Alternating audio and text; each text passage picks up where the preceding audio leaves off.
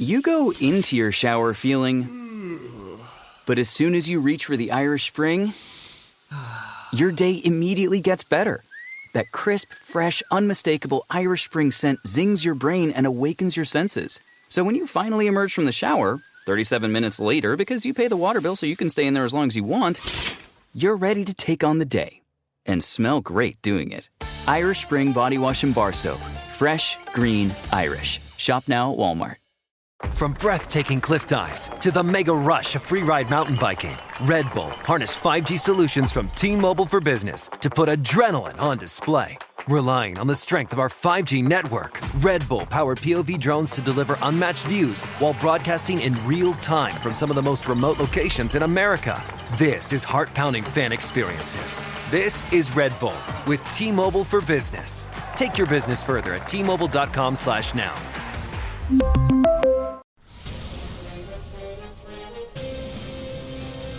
It's time for a Big Blue Kickoff Live. Nobody can ever tell you that you couldn't do it, because you did. On Giants.com. You know what I saw? New York Giant pride. And the Giants mobile app. 17-14 is the final. One touchdown, we are world champions. Believe it, and it will happen. Part of the Giants Podcast Network. Let's go out there like a bunch of crazy dogs. Have some fun. Hello, everybody, and welcome to Big Blue Kickoff Live on this Tuesday afternoon. It's all presented by Cadillac, the official luxury vehicle of the New York Football Giants. Schmeelk, Matthew Citak with you. Taking your calls, 201-939-4513, 201-939-4513. Yesterday, Paul Dottino and I did our full recap of the Giants' win over the Seahawks in Seattle. Before we get to your calls, and we'll be taking them early and often today, folks, so get on the line, 201-939-4513. We'll take a lot of calls today as we continue to react to the Giants' win. Matt, I give my 8 cents, it was more than 2, on the game yesterday. Just give me your overall thoughts walking out of that game and some of the things that stuck out to you. Yeah, overall, it's hard not to feel really encouraged after that performance on Sunday. I think this is potentially the first time all season that I think we really got strong performances from all three phases of football. I mean, the offense, defense, and special teams all stepped up in a big way. I'll try to make this as brief as I can. Starting with the offense, my guy, Tyrone Tracy, finally got his chance and exploded. I mean, he looked great out there. 4 runs of 10 or more yards, finished with 129 yards, averaged over 7 yards per carry. He looked great. All he needed was an opportunity. He granted the first 4 games, I think he gained only 29 yards on 12 carries, but that was as a backup. And, him and Eric Gray kind of split, at least to start, were splitting carries. He clearly ran away with the job on Sunday, and he looked great. Gray was still playing on third downs, though, throughout the game. Yeah, Gray was still out there, but Tracy became the primary ball carrier against the Seahawks and took that opportunity and ran with it. I mean, he just looked great. The offensive line was getting great push at the line of scrimmage, which we did not see against the Cowboys the week before. Offensive line, I thought, overall just played great. PFF had them down for just 1 sack allowed on Daniel Jones. He got sacked 3 times, but 2 of them, if you remember, was kind of Daniel scrambling, and it looked like it could have been like a rush for negative 2 yards or something, and they credited it with the sack, whatever. 1 sack allowed by the offensive line is great. Darius Slayton stepped up with Malik Neighbors out. We've seen Darius Slayton do that before. Can't say I'm that surprised. Theo Johnson had his first, promising game of this young NFL season. 5 catches, 48 yards. Overall, I thought the offense just played well. Daniel Jones also, obviously, this is his 3rd time now in the last 4 games that he's thrown multiple touchdowns, no interceptions, passer rating over 100.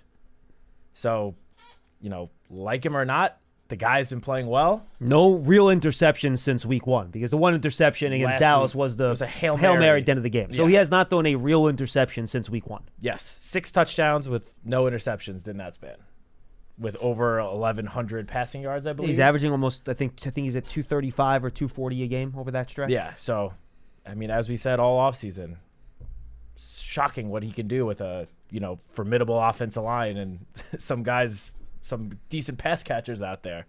But yeah, overall, just encouraging performance by the offense, encouraging performance by the defense as well. The pass rush, I mean, they came alive. This was their second, really dominant pass rush performance of the season, with the first one being the Browns game. Quietly, the Giants now lead the NFL in sacks. 22. It's crazy. Deonte Banks, I think, had what I think was his best game as a Giant, dating back to the start of last year. I don't know if it was a Giant, but certainly best game of this season. I don't know. He completely took DK Metcalf out of the game. I think that's a little strong, but okay. What do you mean? He had 50 receiving yards. And Deonte Banks was not guarding him for all those. Next Gen Stats had Deonte Banks on DK Metcalf. I think it was 2 receptions for like 14 yards. Okay, but he's not. If a guy has 50 receiving yards, he's not taken out of the game. When Deonte Banks was matched up against him, he took him out. But if you say a player is taken out of the game, he doesn't do anything. Also, if the DK player Metcalf, he produced. If you went into the game saying DK Metcalf was going to be limited to 50 yards, would you not sign up for that in a heartbeat? Sure. He played well against DK Metcalf, but he wasn't taken out of the game. Okay. Career high 3 pass defense as well. Easily was what I believe his best game as a Giant. Granted, it's only been 22 games, but he played great. It was nice to get Drew Phillips back out there. He didn't have a full workload. Was only out there for about 40% of the snaps, but just continued to do what we saw him do the first 2 weeks of the season. Tyler Nubin is just already becoming one of the most consistent players on this team. 5 games into his career, he's only missed 2 defensive snaps all season, which was this past Sunday. He was off the field for 2 snaps, but once again led the defense in tackles. Second consecutive week he's done that. He's looked great. All of my hype for the rookie class leading up to this season, we're starting to see those guys really step up. This is a Citak pumping up himself first 5 minutes of the show here, isn't it? Jesus. Well, hey, you made fun of me for how high I was on this rookie class at the start of the year. Now that, granted, this was 1 game. Some of these guys have been doing it for more than 1 week, yes, but it's still really early on the season. But if you're going to take your flowers, dish the jokes out on me, I'm going to pat myself slightly on the back. It's still early, so I'm not doing a full patting on the back. But it was just great to see these rookies really, when given a chance, step up and perform and help lead this team to a victory. And then on special teams, obviously, came up with that humongous field goal block. Kudos to Michael Gabriel. Apparently he's had that play, in his back pocket for some time now. Coach Dable even said he wanted to use it on one of the earlier field goal kicks. Well, he had it specifically for the Seahawks game. He didn't have it for the weeks prior. It was based specifically on the Seahawks. Throughout the game, yes. He held it in his pocket, which Dable even said, I was trying to get him to use it on one of the first 2 field goal attempts, and Gabriel was like, no, let's save it to a more important situation, and sure enough, it paid off. That was a great play by Isaiah Simmons. We knew he was incredibly athletic, but to see him just leap over the line like that was very cool to see. It's just overall, I think this was the most complete performance by the Giants this season. They're now 2-3. A win on Sunday brings them back up to 500. The way things are going, things are trending in the right direction. Yeah, and I said this on yesterday's show. I think that the point that's important to make here is that if you look at the NFC, there's only 3 teams with fewer than 2 losses right now. It's the Lions, the Vikings, and the Commanders. The only 3 teams with fewer than 2 losses. So the Giants are right there, right in the mix in the middle of a very sloppy NFC conference right now. So you win a couple more games here, you're putting yourself right in the mix to be in the playoff conversation down the stretch of the year. Yeah, the conference is wide open. The division is wide open. I know the Commanders are obviously off to a great start, but they're 4-1, but they have a rookie quarterback. And I'm not saying that Jaden Daniels cannot continue to do what he's been doing, because he's been fantastic, but there could be some regression by the Commanders, and it's not like the Eagles or the Cowboys are separating themselves from the division. So, the division, playoffs, everything is on the table. If the Giants could play like they did on Sunday, then everything is on the table for this team this season, which is I don't want to say surprising, but, given where we were just a couple of weeks ago, it's a big, 180. But it's hard not to feel encouraged with how they played on Sunday, going up against a Seahawks team in Seattle that has got to be one of the toughest, most hostile environments to play in as an opposing team. in the NFL, especially in the NFC, but probably across the entire NFL. Yeah, I thought it was their best win since the playoff game against the Vikings, and not even close, just because of the quality of the team that we think the Seahawks are. And again, I'm with you. All three phases played well.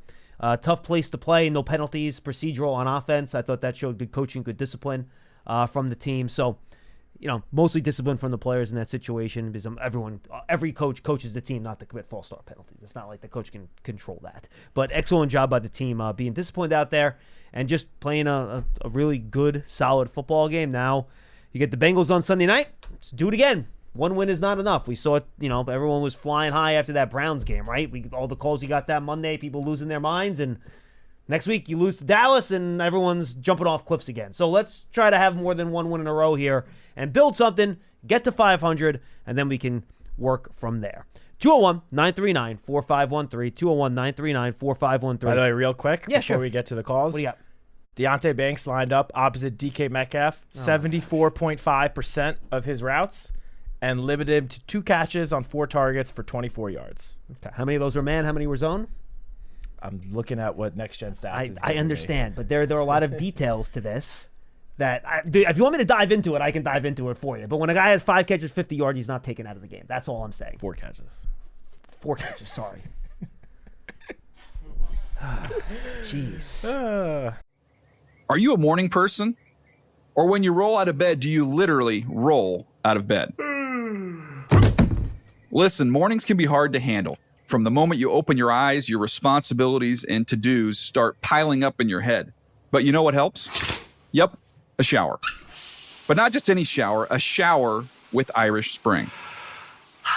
Yeah, as soon as you reach for the Irish Spring, your day immediately gets better. Oh, yeah. All those to-dos are totally doable. Because that crisp, fresh, unmistakable Irish Spring scent zings your brain and awakens your senses. So when you finally emerge from that glorious shower, 37 minutes later, because let's be honest, you pay the water bill so you can stay in there as long as you want. You're ready to take on the day. And smell great doing it. Irish Spring Body Wash and Bar Soap. Fresh, green, Irish. Look for Irish Spring in the soap aisle at Walmart. Let's go to Elliot in Puerto Rico. He will lead us off today. Elliot, what's going on? Hi, John. Hi, Matt. How are you? We're good, man. Good. Well, real quick, let me say this. Without Neighbors and Singletary, and if you already talked about this, I'm sorry, I just got out of doctor appointments. I wasn't here at the program.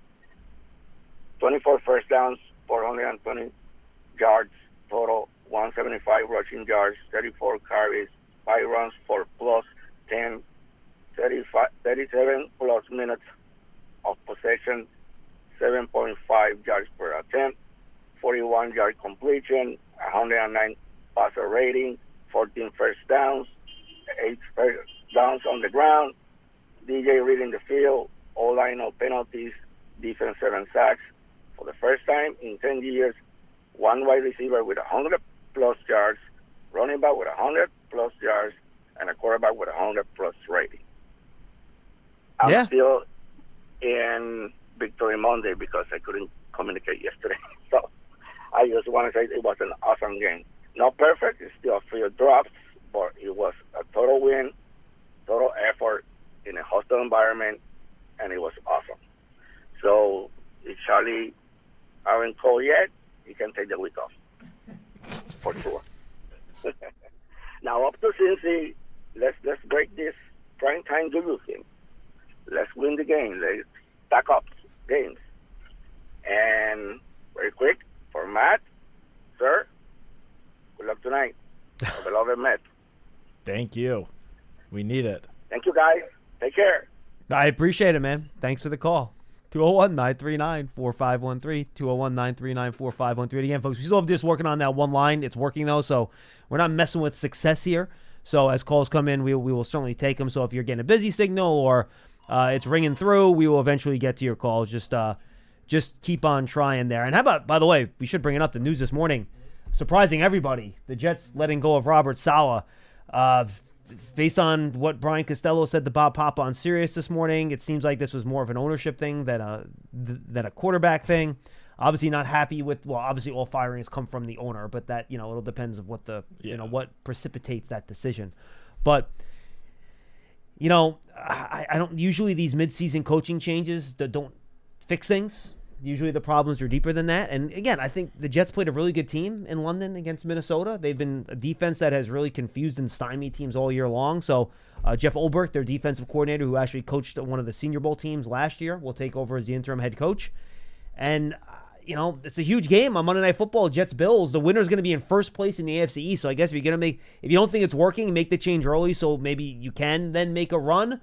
But I don't know. I thought Saleh runs the defense too. I thought the defense actually did really well against the Vikings on Sunday morning. Sam Darnold played his worst game of the year, 14-27, less than 200 yards. So I think everyone was a little surprised by that coming down this morning. Yeah, I mean, if you look at the splits between the offense and the defense once again is a top, at worst, statistically a top 10 defense in just about every metric, while the offense has been a bottom 5 or so offense. So I'd say it's a little surprising that Saleh, who has obviously way more of a hand on the defense, is the one that kind of shouldered the blame for the early struggles the Jets have had. Right. I will say, though, that the alternative firing would have been offensive coordinator Nathaniel Hackett, which would have made your 40-year-old star quarterback quite unhappy. So in that sense, I will say it's not too surprising if the ownership, said we need to make a move now. They're not going to do something that's going to, really piss off Aaron Rodgers. So in that sense, I can't say I'm that surprised, but I think I saw this that the last team to fire their coach after 5 weeks of the season was the Carolina Panthers with Matt Rule. Oh, geez. And all I can say is you don't want to be compared to anything with the Carolina Panthers. Yeah, and things have not gotten better since they let go of Matt Rule from the Carolina Panthers either. So, yeah, I think that's a really good point. All right, let's go to Lou in Virginia. He's up next. Hi, Lou. Hey, guys. How's it going today? What's going on? Good.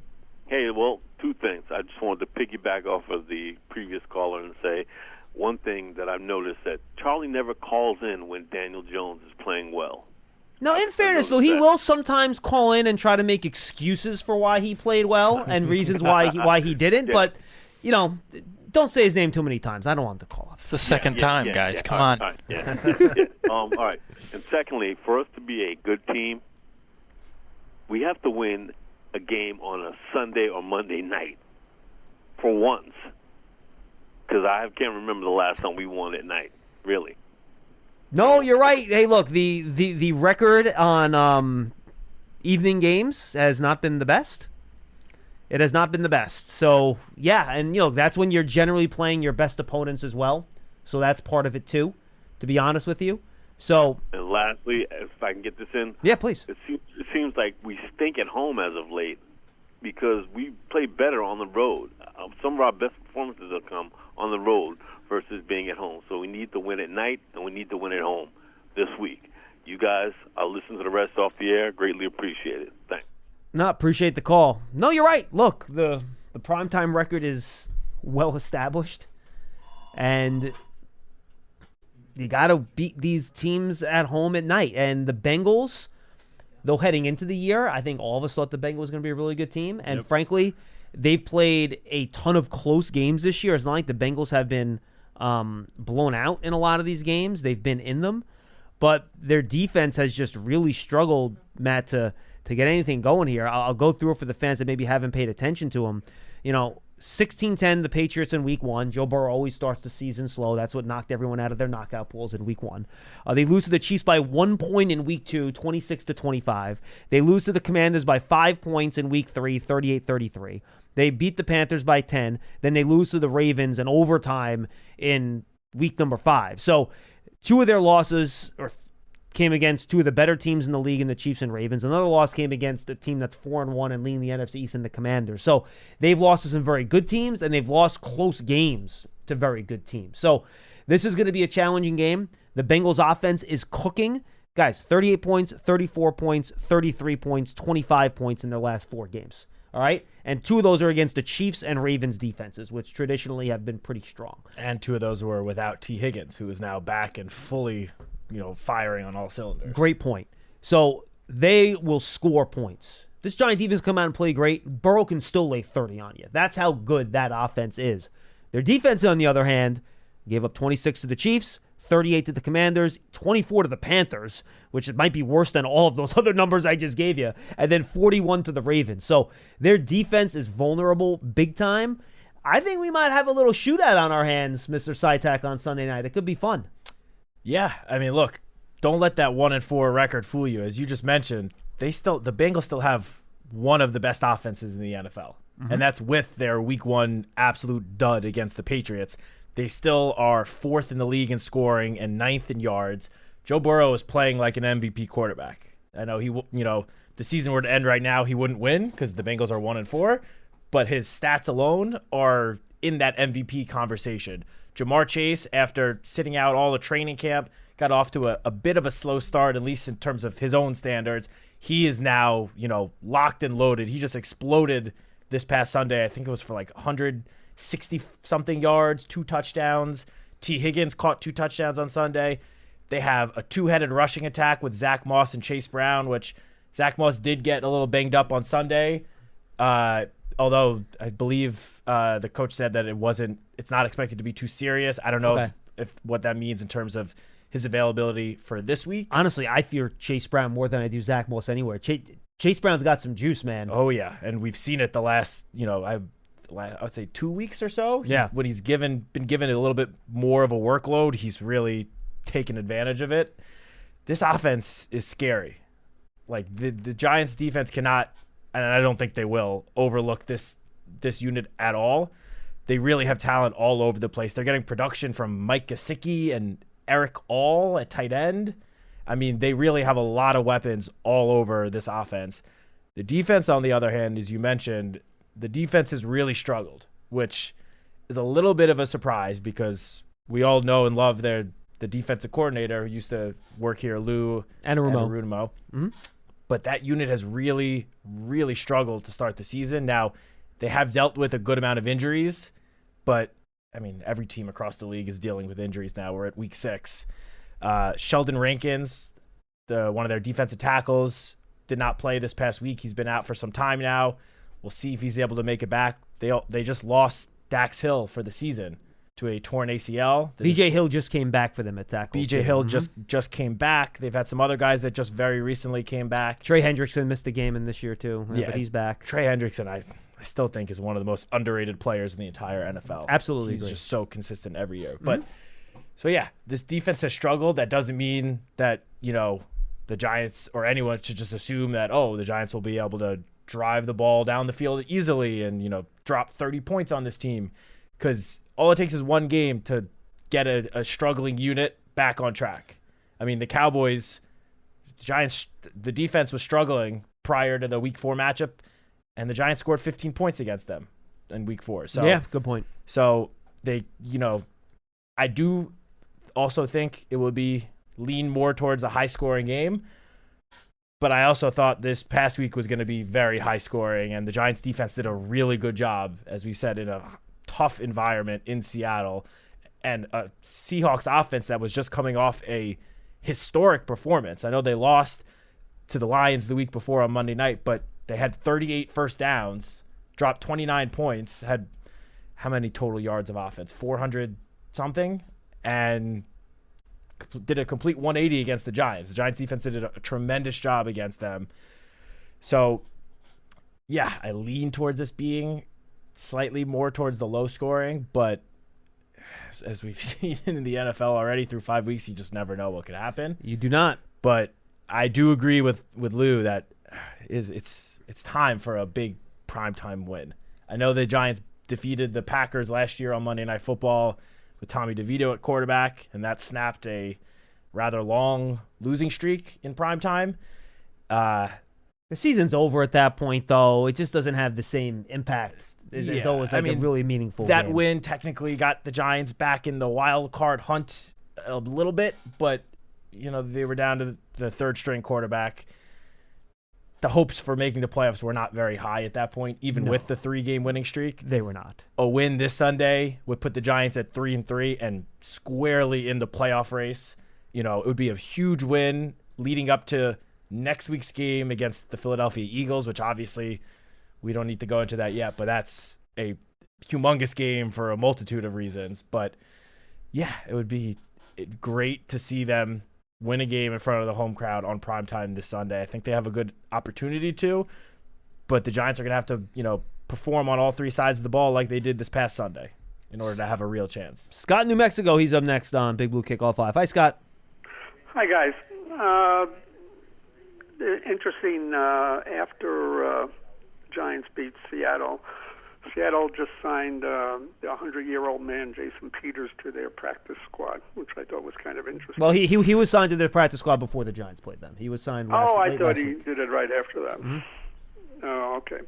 In any event, in regards to the game, I thought the Giants did a phenomenal job. But one thing I've stressed, as I've said all year, is if you can run the football, you can do everything else. And stop the run and run the football are the two main prerequisites for being in there.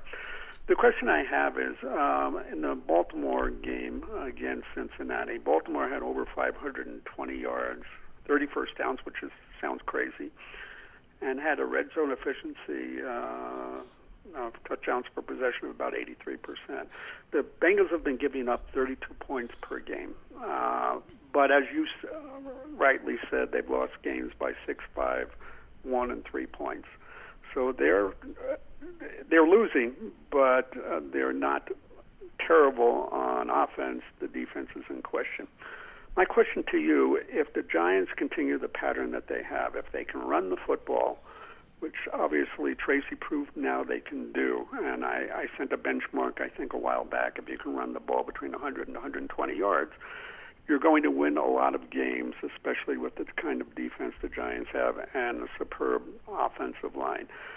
Do the Giants follow the same metrics on the ways to win? Will they? I don't know what the differential was between running plays and passing plays in the game, how balanced it was, because I don't have that stat.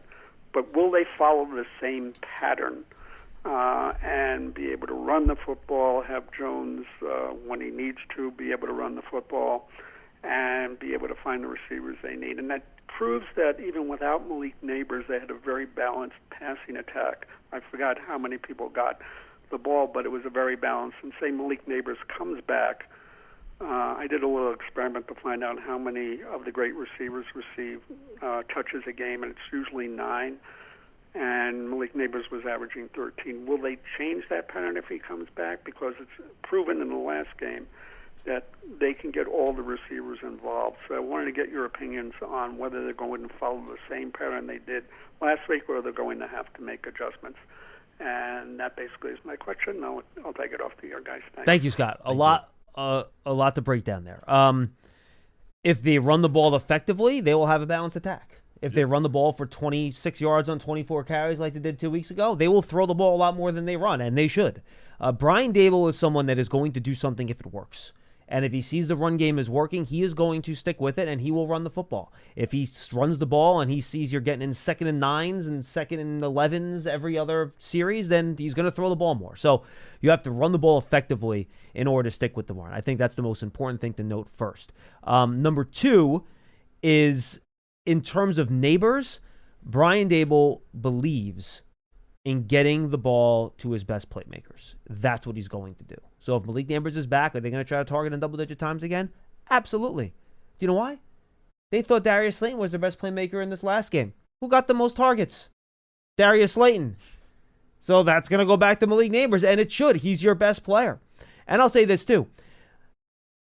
I don't really think the Giants stopped the run in this game. I think the Seahawks just didn't run the ball. They had 7 traditional runs in the game. I mean, Kenneth Walker ran it 5 times for 19 yards. It's about 4 yards a carry. It's not bad. I think they went into halftime with 2 rushing attempts for 2 yards. Yeah, Walker was 2 for 2 yards in the first half. Crazy. Like, great, but they didn't try. Like, I don't know how to react to that. Thank you, by the way, Seahawks. I still don't know who to send the thank you note to for not giving the ball to Kenneth Walker III more, but we appreciate it. So that's how I kind of look at him, Matt, that Daboll wants to get the ball to the best players, but he will be balanced if the run game is effective. Yeah, I mean, that last part is obviously, I think, the most important thing. If the run game can get going like it did this past Sunday, then, it opens up basically the entire offense.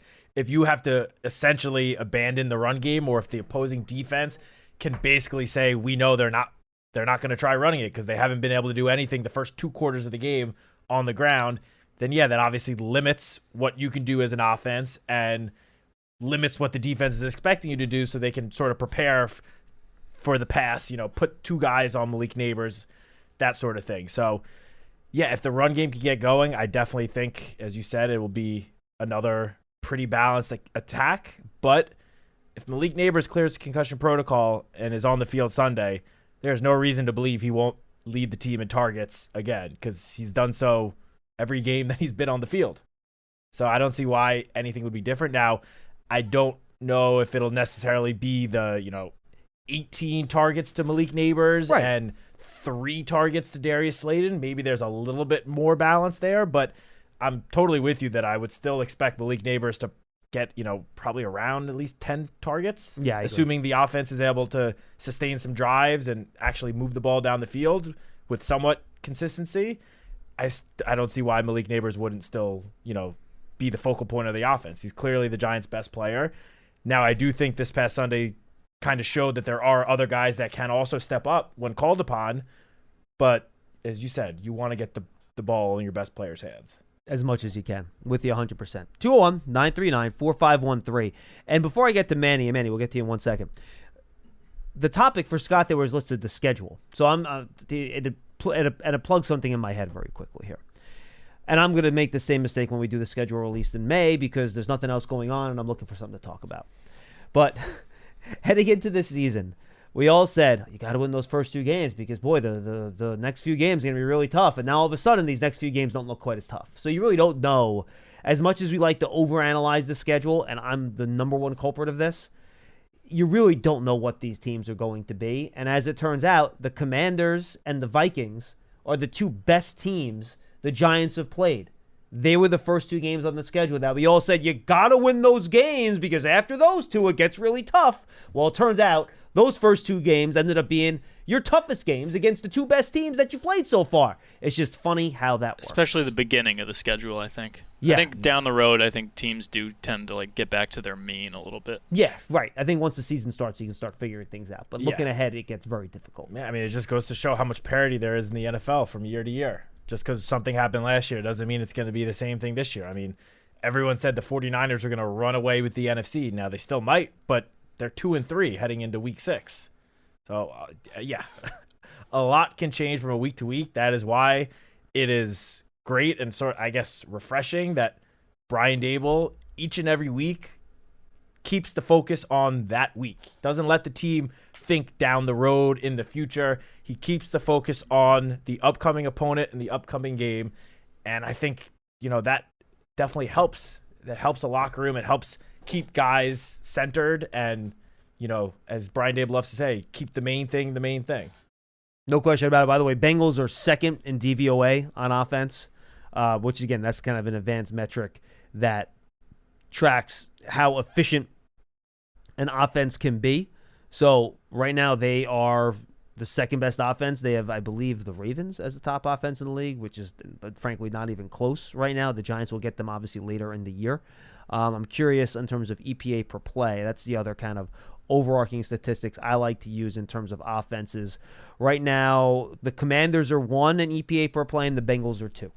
So top 1, 2, 3 offense in the league, however you want to carve it up with the Bengals. And Matt and I will be back with you on Thursday, and we'll have more of a in-depth Bengals preview for you. I haven't had a chance to watch any of their stuff or look at the numbers, but that's just kind of like the 20,000-foot view of what the Bengals would be on Sunday night. Just real quick, situationally, which we can get into this more on Thursday, their offense, 3rd down conversions and 4th down conversions rank 4th in the NFL, 8th best red zone offense.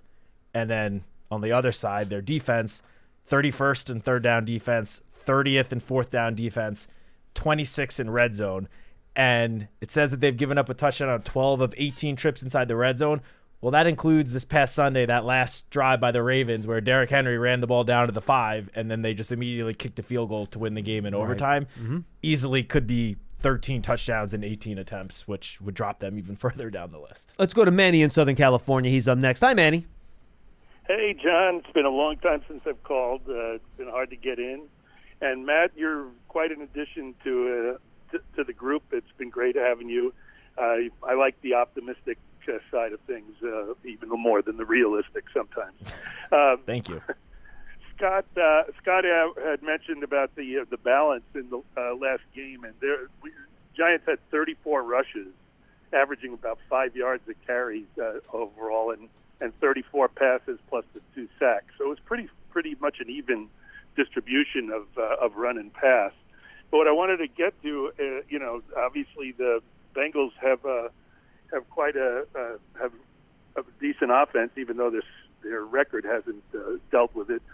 But if you look at I don't know that anybody's talked about from the statistical standpoint, the Giants' defensive points allowed 104, but you got to at least subtract 14 for the pick six and the questionable 102-yard fumble return. Yep. So 90 points over 5 games. That's 18 points a game that they're allowing, and they've had two or three of the most dynamic offenses around between the Vikings and now the surprising Commanders and Dallas, for that matter. If you look at the opponents we've played, even with the pathetic Cleveland offense, they've averaged almost 25 points a game. So we've done really well defensively, and the defense has gotten dramatically better, I would say, after the opening weeks, as you'd expect with a new coordinator, just like when Spags first came in, as we talked about earlier in the year with the horrendous first couple of games in the first Super Bowl season. I mean, you just see this group getting better, the defense getting, the secondary getting better, and the complementary work between the pass rush and the secondary.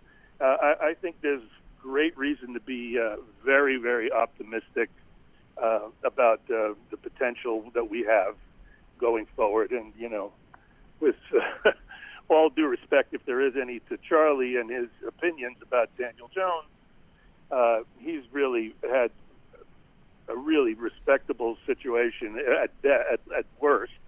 With having an offensive line that we've gotten is amazing.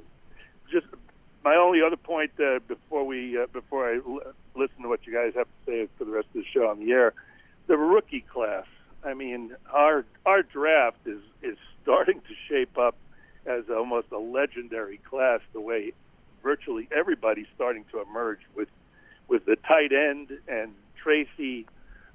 Even Muasau is not just a special teams guy, but perhaps it's just an opportunity from injury, but getting a fair amount of time at linebacker even. Being out here in Southern California, I'm a season ticket holder with UCLA, so I saw him and was very excited about when we drafted him, even though it was the last round. Anyway, you guys are great as always, and have a great rest of the show, and go Giants. Appreciate the call, man. Look, the draft class has shown very early good potential. And right now, I think I miscounted yesterday. I said it was 10. We recounted. It's 9 potential starters that were added last offseason alone in the draft and free agency. And that could be a difference-making, potentially, if it continues down the road, transformational type of offseason where you put your team on the right path. So I think Manny made some good points there. And, you'll see if these guys continue to improve and get better. Yeah. There's one stat I want to add about Daniel Jones that I wanted to mention before. Now, the first 4 games of the season, everyone kind of focused on the deep ball and how he was struggling to throw it. Some games he was throwing it too far. Against the Cowboys, was throwing it too short. Well, he had 2 deep passes against the Seahawks, 2 attempts, completed both of them for 71 yards and a touchdown.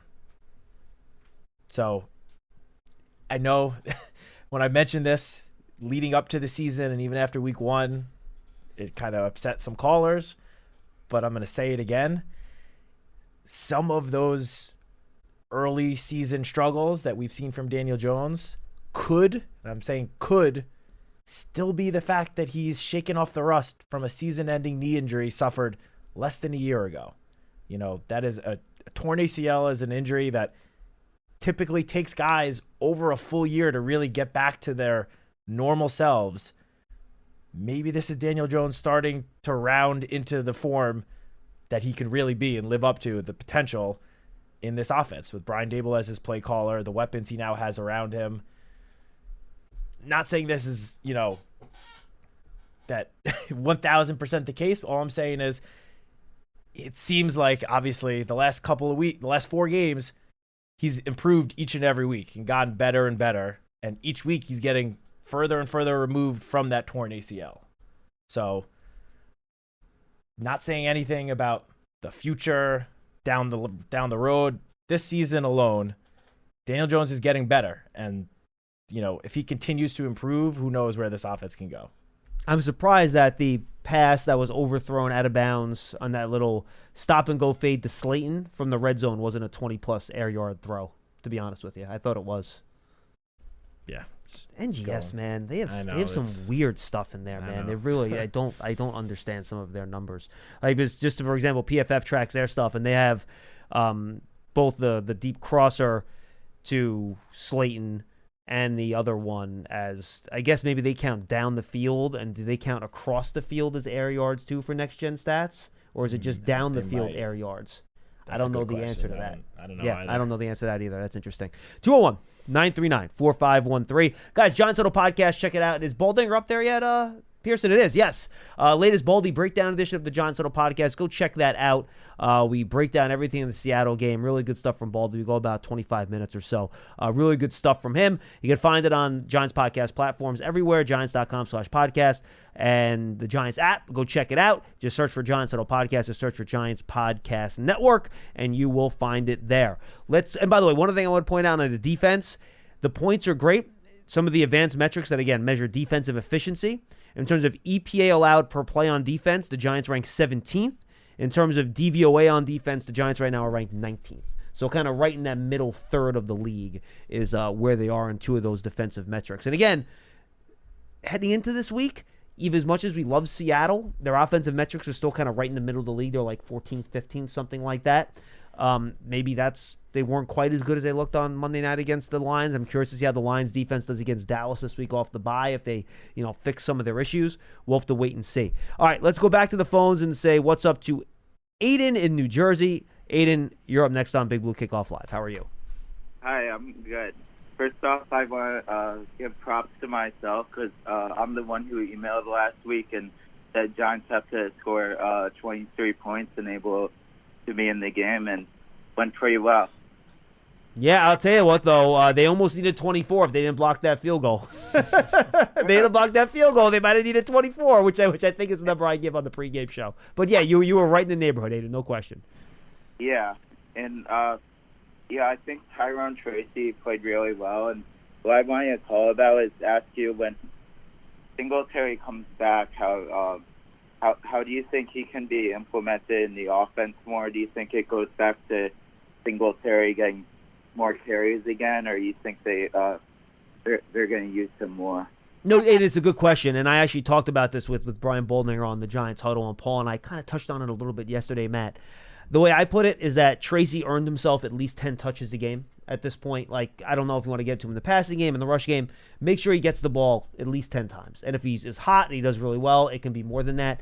They're not going to put Devin Singletary on the bench here. He's still going to be a big part of what they do. They trust him. Remember, I think he will be used on third downs. Even though Tyrone Tracy had that one or two really nice blitz pickups, it's clear they still have probably more trust in a vet in those situations. So I would think you'll see Singletary on those key third downs and pass pro. But look, I think, again, Brian Daboll will reward guys for playing well. And I think after being that productive and being that explosive in the run game, 7 yards per carry, 2 rushes over 20 yards in this game, they'll make sure he gets his touches because they want to give their best players a chance to make big plays. Are you a morning person?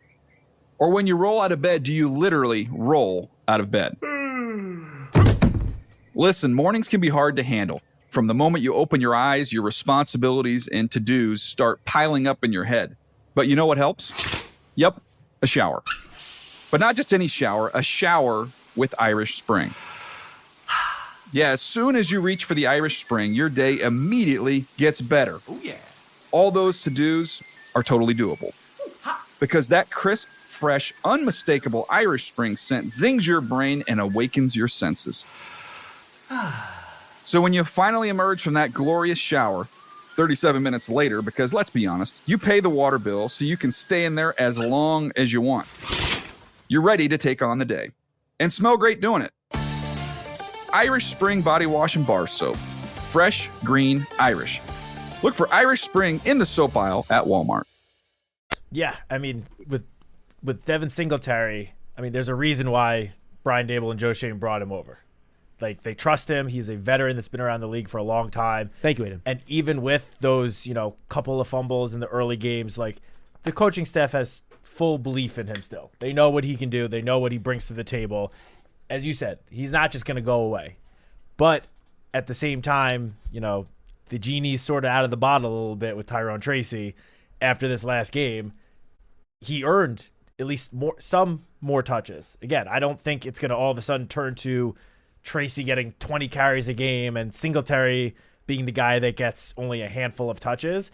I think, if Tracy has another good game and keeps stacking good performances, maybe that at least in terms of just touches, it gets to closer to an even split. I mean, we see teams across the league, a lot of teams doing this with the two-headed rushing attack. Most teams do. Most teams do, exactly. Mm-hmm. Not many teams just give all the carries to the one bell cow running back. Some do, but not a lot. There aren't that many bell cow running backs even coming out anymore, man. These guys aren't trained that way. Yeah, exactly. So I fully expect Tyrone Tracy to stay involved in the offense. For sure. I don't know if it'll be the 20 touches per game or 19 that he got on Sunday, but I think it'll be more than, the just handful of touches that he had been getting per game. And yeah, you put it best. If he gets those first handful of touches and starts looking like he did on Sunday, I feel like they'll probably continue to feed the hot hand. They're not going to take him off the field after he runs for, however many yards on a couple of carries. Like, they will keep him out there. You got to earn your playing time, especially with young guys when you have a veteran like Singletary ahead of you. So I do think it'll be a little bit more of a split if Singletary's back this week. I still think Singletary will get more touches, but again, things can change quickly. If Singletary is struggling and then Tyrone Tracy starts going off, they're not going to take him off the field in that case. No, I wouldn't think so. Brian Dable has no issues riding a hot hand in this game. And look, guys, remember, it was one game here. Anybody can have one good game in the league. We've seen guys have one great game and then they disappear. I don't think that's going to be the case with Tracy. Both of us loved what we saw from him in training camp. And both of us thought that he would play a big role this year. Paul Dottino thought, anybody that watched him in training camp this year thought that he was going to have a chance to play a role on this team. Usually it is injury that opens the door. He sees the opportunity. Now we'll see how Brian Dable decides to manage that position. As I mentioned, though, the first 4 games, he had 29 yards on 12 carries. Yeah, right. So while what we saw Sunday was great and very encouraging, let's not, go too overboard yet. As you said, it was one game. Let's see him start to stack good performances up consecutively, and then we can, start talking. Really nice run blocking on the offensive line, too. Amazing. To be honest with you, there was a lot of space. They actually got some push. They moved Hankins and Leonard Williams to very respectable run-stopping defensive tackles off the ball with some of those double teams. I thought they did a really, really nice job. It was clear after that Cowboys game that the offensive line really, put it on themselves to go out there and have a really good performance, and they did, both in the pass game and the run game. So kudos to those guys. They are the only offensive line in the NFL that every single starter has played every snap so far. Let's go to Phil in North Carolina. Phil, I hope you're down. Are you doing okay down there, by the way? I hope you avoided some of the bad storm stuff from Helene that rolled in there last week. Yeah, thanks. Thanks for asking, John. Yeah, that's west of me. We had some winds, but that was primarily west in the mountains. So where are you in North Carolina, Phil? I'm by Charlotte area. Okay, I got you. I'm on the South Carolina line. So, a couple of things. I wanted to focus on red zone, and I think because prior to this week, say in the Dallas game, I thought we really limited our throws into the end zone. We really focused on throws short of the end zone and then trying to get a completion and yak into that. And that is a tendency we have, and I think it's primarily because, I thrown into the red zone, I like to, big bodies, like a tight end that we could trust, that can kind of pivot move and kind of basically like a forward blocks out somebody for rebound. Yeah, sure. That they can do something like that. And we haven't developed that part yet, and I think we need to have a more consistent red zone threat. And I wanted to hear what you guys think of that. Well, I think they hope that Theo Johnson, appreciate the call, Phil, can become that guy. I think that's what the hope with his athleticism. Now, I don't know if he's necessarily like I'm just using him as a play style, not the level of player. But, Travis Kelce is that side-to-side quickness, change of direction tight end. I see Theo Johnson as more of a, speed, vertical guy. Yeah. I mean, he's 265 pounds. You can only change direction so quickly when you weigh that much. But, look, I think, first and foremost, taking the tight end out of it, if you want to succeed in the red zone in this league, you got to be able to run the football. And that's what you have to do. The Giants are able to do that in this past game. I thought one underrated throw from Daniel, because it wasn't a deep one. People don't talk about it as much. That first touchdown pass to Wan'Dale Robinson. He threw it all the way across the field. It's a very tough angle. He hit him perfectly in stride so he can catch it, run, get to the pylon, and score a touchdown on that play. I thought that was a really nice throw. They were able to throw it into the end zone against Seattle. But look, if you're going to succeed in the red zone, yeah, a tight end's nice, and yeah, great. Get it to Theo Johnson, get it to Chris Manhurts, get it to Daniel Bellinger. Run the ball well. That's how you score consistently in the red zone. Yeah, I'm with you fully. And, I feel like there are still some, but the top wide receivers across the NFL these days, you don't find too often those, 6'4", 6'5", towering guys that you can just throw the ball up and they will just jump over everyone and catch the ball. Like the star receivers in the NFL now are, I'm not saying small because they're still, 6 feet, 6'1", 5'11", but they're more, shifty, elusive, athletic guys where I get what you're saying about, having a big body that you can just throw the ball to in the end zone, but I'm perfectly fine if you have Malik Neighbors in a one-on-one matchup against just about any defender in the NFL. I will take my chances on that in the end zone any day of the week. Yeah, you have to do contested catch stuff in the red zone because guys are going to be tight. You don't have a lot of room to run away from guys, so it's harder for the smaller guys that rely on space to make those plays. You have to rely on guys to be able to catch the ball with a guy in their back, whether that's a tight end or, to your point, Malik Neighbors. Those are the types of plays you have to make if you want to complete passes in the red zone. 100% agree with you. 201-939-4513. Scott in Philly, he's up next. Hello, Scott. Hello, gentlemen. First time, fairly long time. Appreciate the work you guys do. I had two questions. I can take them off air. Sure. One is, and if I missed this, I apologize, but the fact that we're not talking about Jalen Hyatt after this game, is that a concern? Well, thank goodness they won, Scott, because if they would have lost, we would have been getting a lot of calls about Jalen Hyatt this week. I promise you that. Look, considering how efficient and good they were in the pass game, Scott, it's not a concern for me. Jalen Hyatt drew 2 defensive holding penalties in the game. He had a couple really nice blocks on screen passes and run plays down the field. So he contributed. Did he get the targets that I'm sure he would have liked to get? No. But here's the thing, Scott. If you looked at how the Giants game planned this game, I think they walked into this game, they looked at that Seattle Seahawks depth chart, and they took their red marker, and they looked for number 22, Trey Brown, and they put a big red circle around Trey Brown. They attacked that poor guy the whole game. Darius Slayton he had 75 to 80% of production just on Trey Brown. They had to take him out of the game. They yanked him in the fourth quarter. They started putting Pritchett on Slayton. So I think it was the way they game planned it, and they were trying to attack that corner. If you go to Jalen Hyatt in this game, you're either attacking Devin Witherspoon or you're attacking Tariq Woolen. Those are 2 guys you don't want to attack outside. You find the soft spot on the defense, you go after it. That's what the Giants did with Darius Slayton. And not only that, but it's not like 8 different receivers caught the ball. I mean, Tyrone Tracy had 1 catch for 1 yard. Eric Gray had those 3 receptions for 50 yards, I think all on that one drive. And all of them were screens. Other than that, 3 players caught passes. Slayton, Wan'Dale, and Theo Johnson. That's it. So it's not like, everyone was getting the ball other than Hyatt. Isaiah Hodgins didn't get 7 targets or anything like that. Yeah, it was a very concentrated, who was getting the targets. And Hyatt did play a lot. He did play 48 snaps, 67% of the snaps. So he was in the game. Yeah, he was out there. And again, you mentioned it. He drew 2 penalties. That is great. I feel like the coaching staff probably very happy with him, how he played from that alone. No big mistakes out there blocking when needed. He didn't blow up the box score, obviously, but I think it was still overall a solid performance by Jalen Hyatt. Nope, appreciate that. And the other question I had, and I'll take this off the air, guys, is sure. We don't hear about Evan Neal because he's not starting, but I'm just wondering, do you guys have any information about his progress and how he's looking, and is he developing? Because obviously without him playing, and I'm not saying we should play him because the line's playing great. Just curious if you have any insights you could share with the audience. Honestly, we don't. I did not listen to much of Carmen Brasillo's media availability last week. Did anybody ask him about Evan Neal during that one? I did not stand there and listen to that. Pearson, nothing from Carmen on Neal?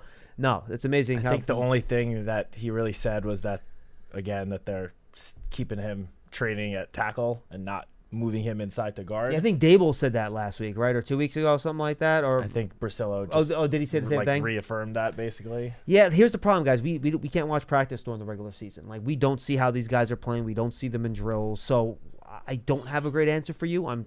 He's here every day. He's working hard. He's trying to develop. He's trying to get better. I love the fact that he can work with guys like Jermaine Illuminor. He can work with a coach like Carmen Brasillo.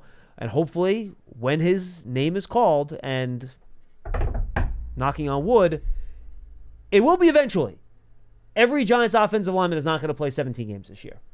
I think one NFL team managed that feat last year. The Giants are one of only a handful of teams to have done that so far this year, where every offensive lineman has started every game, and I think taken every snap, to be honest with you. I think they're the only offensive line that has taken every snap together. Which is crazy. I mean, that's not how the NFL works. Nope. All right? That's just the way it goes. Noah Zudu or anything this year? Well, no, but he came in as the 6th offensive lineman. I gotcha. So on Sunday, Andrew Thomas technically did take 2 snaps not at left tackle as an extra blocker. Every one of those guys guys still out on the field. has had a 100% snap count this year, I think is a good way to put it. And by the way, I don't want to get into the negative stuff here, but one of the reasons that fumble happened on 4th and 1, did you see Josh Azudo on that play? Yep. Get absolutely obliterated by Derek Hall. I looked at the all-22 4 times. I can't tell if he stepped on the foot of the offensive lineman next to him, which threw him off balance, which allowed Hall to kind of push him aside. But Hall's the one that wrapped up Gray from behind. He probably stopped his momentum a notch, so when he tried to reach the ball over, he was short instead of over before he lost the ball. So I still think he was over. I mean, I can't tell on the replays. I honestly can't tell. I don't know. I think that the fact that they just called it a fumble on the field, they just stuck with the call. If they called it a touchdown, I think it would have stayed a touchdown. 100%. Yeah, there was nothing on the replays that was conclusive either way. Yeah, that was not one of those replay confirms fumble. It's just that we couldn't tell, so we're sticking with the call. Ruling on the field stands. Yeah. That's exactly how they were dealing with that. And Eric Gray, dude, nobody hit the ball. Don't drop it. I don't know what happened. It kind of just slipped out of his hand. His head kind of, when he was falling down from his leap, his head kind of hit a defender, and it kind of went sideways a little bit just on the way down. But, dude, hold on to the ball.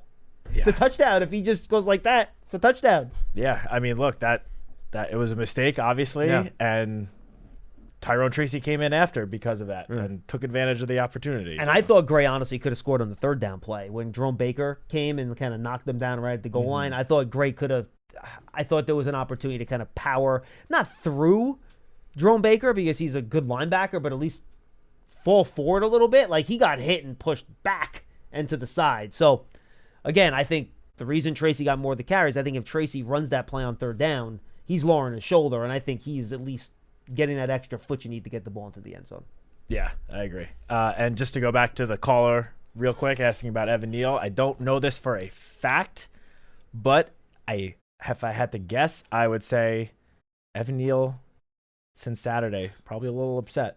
Oh, because my Vanderbilt Commodores I'm giving you, just go. I'm going to shut up. Defeated the Alabama Crimson Tide in Nashville.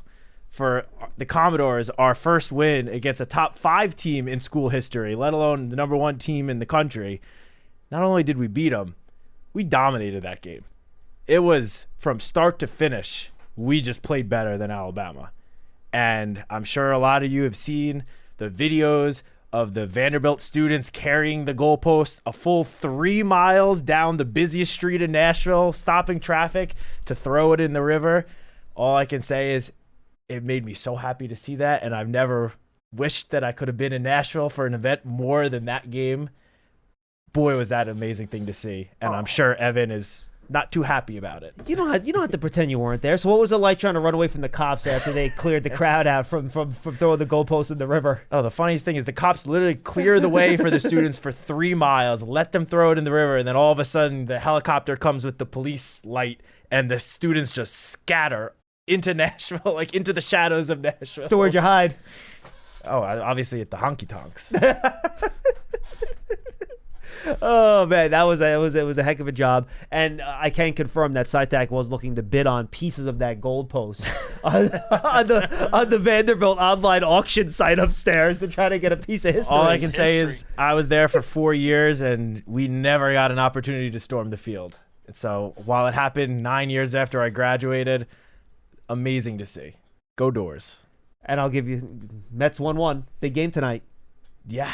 Well, you and I have discussed this, but yes. It was my birthday last Thursday. Mm-hmm. And happy birthday. Thank you. It was a pretty great sports week for Matthew Citak over here. Was that the big 3-0 for you last Thursday or no? 32. 32. Okay, I got it. 32. But all my actual birthday was when Pete Alonso hit that walk-off home run to send the Mets to the NLDS. That's pretty good. We then took one of the 2 games in Philadelphia in this series. Obviously, if we had won Sunday, it would have been a clean sweep of my teams, but I'll take 1 out of 2 in Philly. The Giants went on the road, pulled off the upset in Seattle. Vanderbilt, obviously, biggest win in school history. And while it's still the very, very, very beginning of the season, the New Jersey Devils did get their season started in the international series going to Europe and beat the Buffalo Sabres in both games they played. Where'd they play? In Europe. I don't even remember where in Europe. I was so caught up in all those other sports. Pearson, any idea where they played the Devils in Europe? I didn't know they even had an international series. Honestly, I thought it was a preseason game, and all of a sudden it says they won and they were 1-0. I'm like, oh, I guess the season started. Yeah, season started. Bruins tonight. So yeah, it was a great week for me sports-wise. A Mets win on Sunday would have been an actual clean sweep of everything, but I'm very happy with how everything went. Now let's keep it going for the week after my birthday. You want to talk some Nets basketball? No. We don't have to do much of that this season. Don't worry about that. Wait till next year when we hopefully get Cooper Flagg. Then you'll be hearing from me about the Nets. But this year it's all Knicks. How I remember the days of stressing over ping pong balls in the middle of June.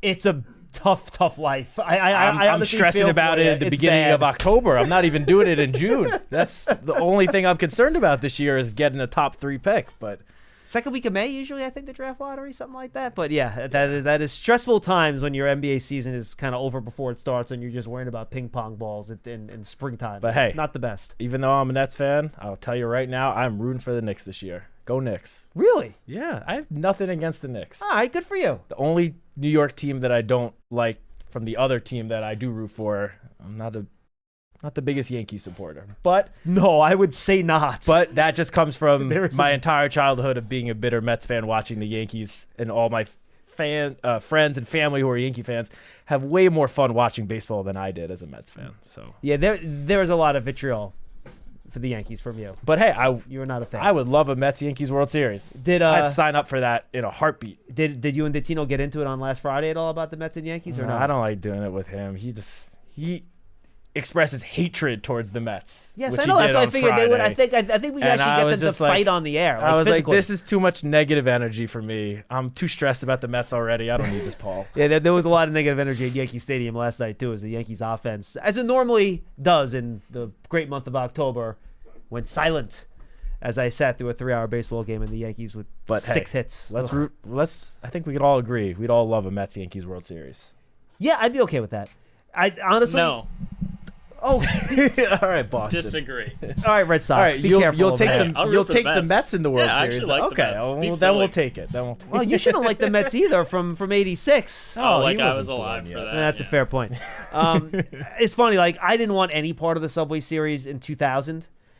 It was one of those deals where the Yankees had won all those in a row, and you felt like, all right, if you win, all you're doing is having a huge sigh of relief because you were supposed to win. But if you lose, you would never hear the end of it. I wanted no part of that Subway Series. There was so much pressure. I was hosting a college radio show when I was in college that year. I was junior year would have been 2000. That would be my sophomore year. So that was not fun for me.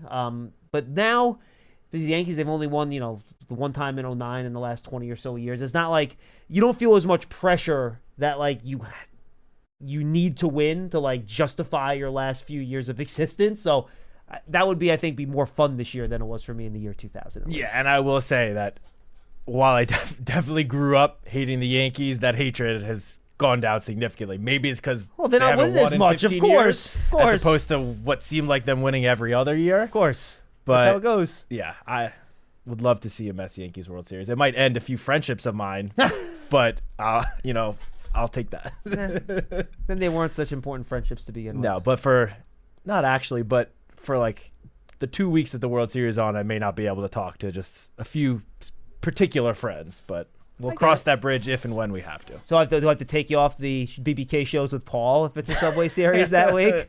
Heck, you know what? I'm not sure you can host with me either. I might be fired up those couple weeks. I don't know. It's like that good stuff. Let's both get there first. Yes, absolutely. Both teams 1-1. Game 3 Mets tonight. Then the 5 Yankees back-to-back. So another day where nobody's going to be able to see pitches because of the shadows at the stadium. Fantastic. There's great scheduling done by Major League Baseball. Thanks, guys. And then so the Mets are next 2 days. I think both games are around 5 o'clock, right? Yep, Both days. today and tomorrow, 5 o'clock. And the Yankees get the primetime spot around 7, 8 o'clock. So check Enjoy those it. out. We'll see if I enjoyed it or not. I'm not quite sure, depending on how the games go. For Matthew Citak, I'm John Schmeelk. That's Big Blue Kickoff Live, presented by Cadillac, official luxury vehicle of the Giants. We'll see you next time, everybody. You go into your shower feeling, but as soon as you reach for the Irish Spring, your day immediately gets better. That crisp, fresh, unmistakable Irish Spring scent zings your brain and awakens your senses. So when you finally emerge from the shower, 37 minutes later, because you pay the water bill so you can stay in there as long as you want, you're ready to take on the day and smell great doing it. Irish Spring Body Wash and Bar Soap. Fresh, green, Irish. Shop now at Walmart. Zyn nicotine pouches deliver nicotine satisfaction anywhere, anytime, which means Zyn pairs well with you, your personality, your schedule, and your spontaneity. Zyn fits easily into your bag, pocket, and into your life because it's smoke-free, hands-free, and hassle-free. So the only person who will know you have a Zyn pouch in is you. Visit Zyn.com or head to your local convenience store today to find your Zyn. Warning, this product contains nicotine. Nicotine is an addictive chemical.